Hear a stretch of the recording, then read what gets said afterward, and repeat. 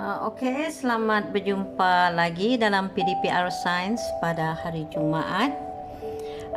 Kita telah bincang habis bab dalam perubatan dan kesihatan. So untuk tema yang keempat ni, tenaga dan kelestarian hidup, adalah untuk tajuk 11.1 tu gerakan linear.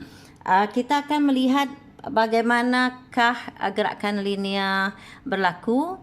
Gerakan linear ni ialah gerakan suatu objek dalam lintasan yang lurus. Jadi ada contoh di sini, kereta bergerak lurus melalui jalan, dan di sini adalah pemain bowling ini telah melontarkan bola kepada tenpin yang ada disusun di hadapannya. Jadi pergerakan ini dipanggil pergerakan linear.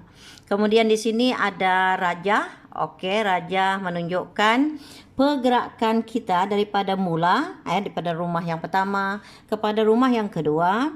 Jika melihat kepada jarak, di mana jarak ke arah barat, kemudian dia bergerak ke utara, sebenarnya ini adalah jarak yang dilalui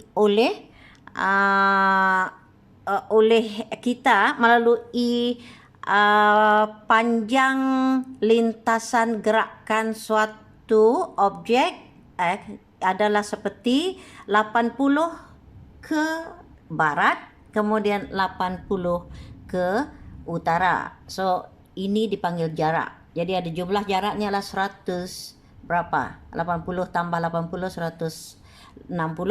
Kemudian untuk sasaran ialah kita nak pergi ke sana. So pergerakan sasaran kita adalah daripada titik mula ke titik akhir.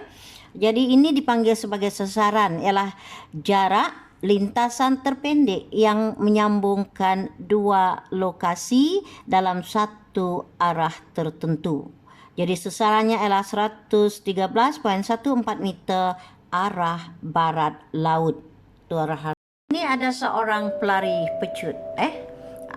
Laju untuk pelari ini ditakrifkan sebagai kadar perubahan jarak, iaitu daripada mula hingga kepada garisan penamat, dan laju purata pula ialah kadar perubahan jumlah jarak yang dilalui oleh pelari tersebut. Okey, laju. Jadi di sini apa yang dimaksudkan perubahan jarak itu adalah daripada jarak 1 meter, 2 meter sampai 100 meter, dia berubah kan, daripada 1 meter, 2 meter sampai 100 meter. Jadi kita panggil dia laju.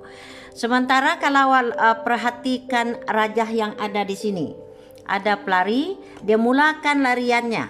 Dia mulakan larian pada garisan mula, kemudian kalau awak lihat kepada jarak yang dilalui pada jarak A ini dia kosong kan, dia bermula. Kemudian pada titik A ini dia telah melalui berapa meter di sini? 10 meter dalam masa 2 saat. Okey. Kemudian terus mengubah jaraknya kepada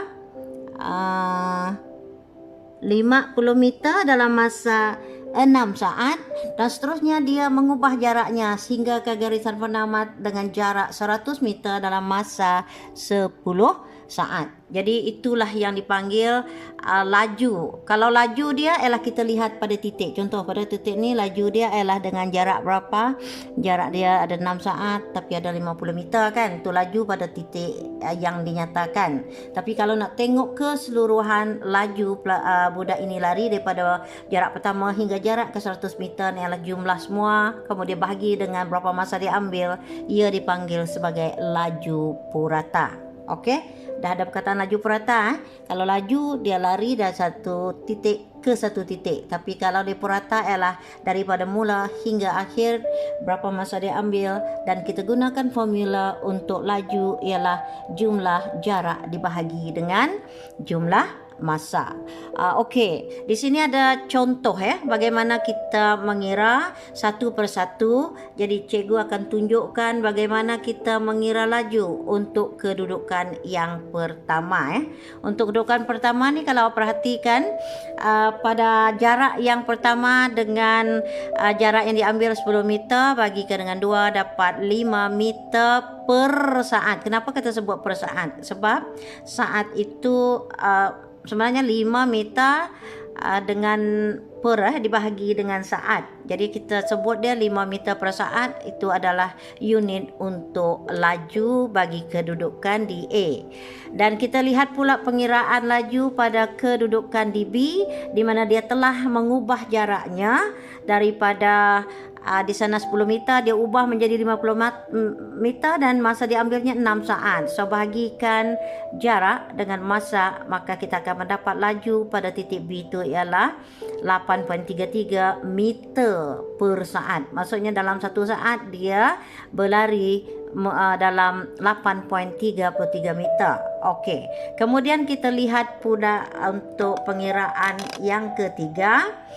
Untuk yang ketiga, apabila pelari itu telah sampai kepada garisan penamat dengan jumlah jarak 100 meter, masa yang diambil untuk dia lari tadi daripada mula sampai habis itu, setelah dia menambah jaraknya, jadi jumlah laju purata pelari itu bergerak daripada meter pertama, meter kedua sampai kepada 100 meter ialah 10 meter per saat. Dalam masa 1 saat dia berlari sebanyak 10 meter.